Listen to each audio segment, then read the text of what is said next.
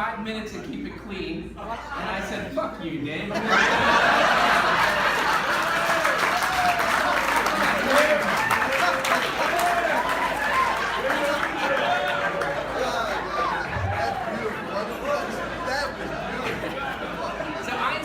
Einstein goes to heaven, he finds out you don't get your own room in heaven. You have to live with other people. So this guy comes up to him and he says, my IQ is 180. And he says, great, we can talk about mathematics. And the next guy says, my IQ is 160. And he says, we can talk about science. And the third guy says, my IQ is 120. And he goes, all right, we'll talk about the theater. Then this guy comes out of the back room and he says, my IQ is 80. And he goes, great, can you tell me what interest rates we're going to do next time? See, that guy was a loan officer. Hold on. So this guy comes into my office last week and he says, he says, I want a loan with no interest. I said, I don't give a shit. I wanted to show him I had no interest. Good, right? Think about it. That'll come to you tonight. So when I was dating Pam, my wife, my better half, I said to her, well, she said to me, she said, Rob, I love you. And I said, really?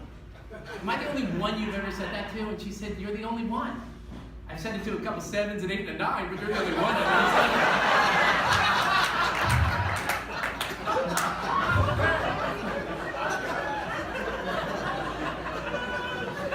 it. So about 10 years ago, I'm in the company, and Dave, Steve, and Irv asked me to join them on a hunting trip.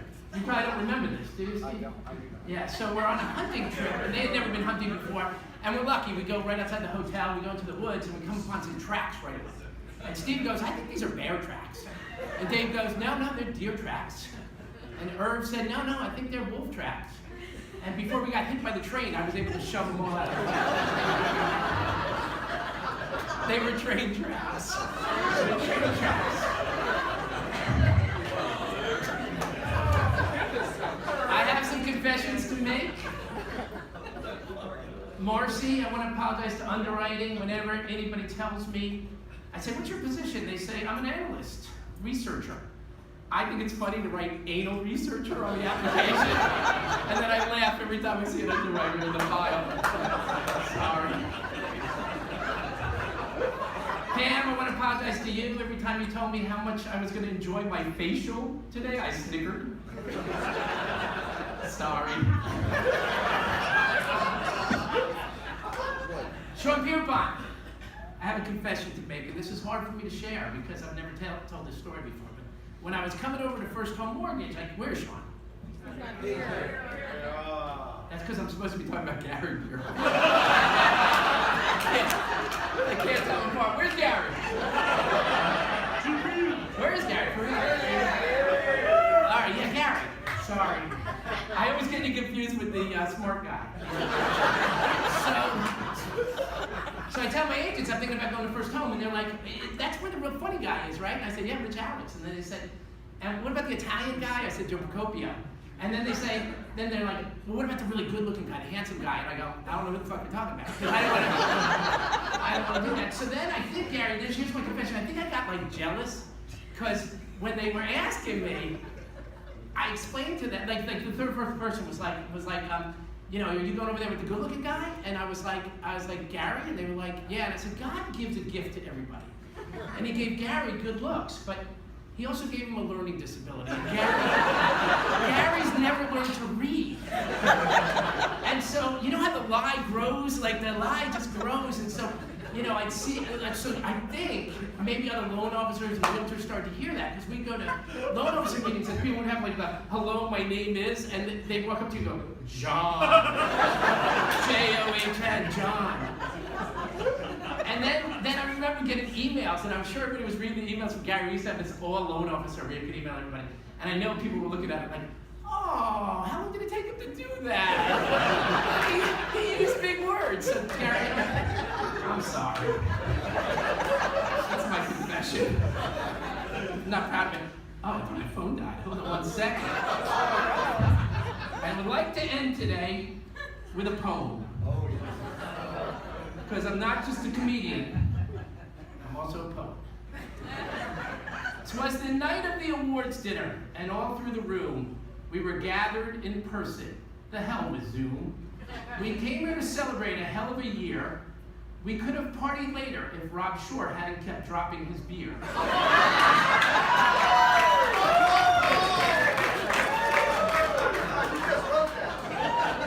When 2020 started, my goal was to lose weight and work on my abs. Then a bat fucked a pangolin or something else in the Wuhan labs.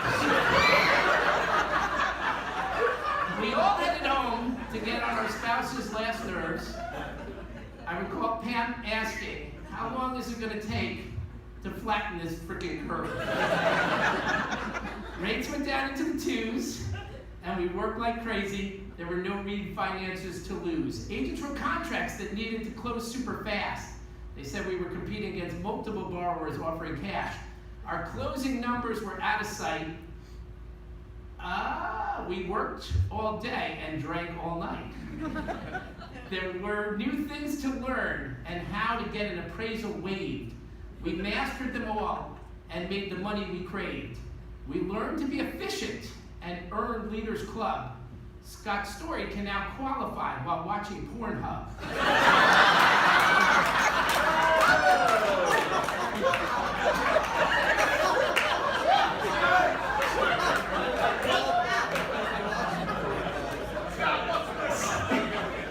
Speaking of porn, we owe a thank you to Kit for ignoring that website. I have no idea who downloaded it. So 2021 has started even more crazy. People work as hard as you can and please don't be lazy. I know one day we will see interest rates jump, but you can't blame me. I voted for Trump.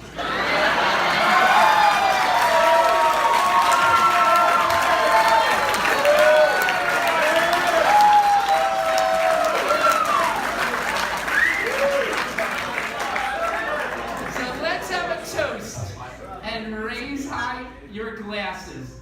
We're in the mortgage business, and we're a bunch of really lucky asses.